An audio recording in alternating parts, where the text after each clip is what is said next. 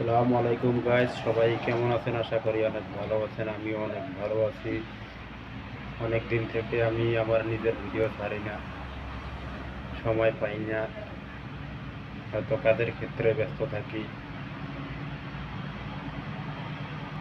তো আপনাদের উদ্দেশ্যে বলি, যারা নতুন একটা পেজ খুলছেন,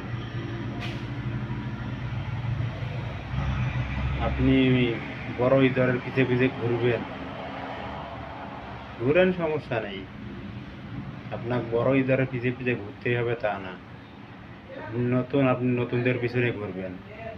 আপনি ঘুরতে হলে কাদের সাথে ঘুরবেন? 5 থেকে 10,000 ফলোয়ারের নিচে যারা আছে তাদের পাশে ঘুরবেন। আপনার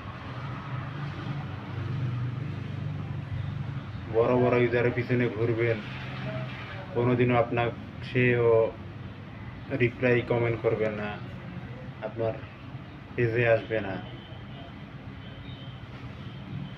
তাই বলতেছি, আপনারা নতুন ইউজার, নতুনদের পিছনে কাজ করেন, নতুনদের পাশে থাকেন, তাদেরকে সাপোর্ট করবেন, তারাও আপনাকে সাপোর্ট করবে।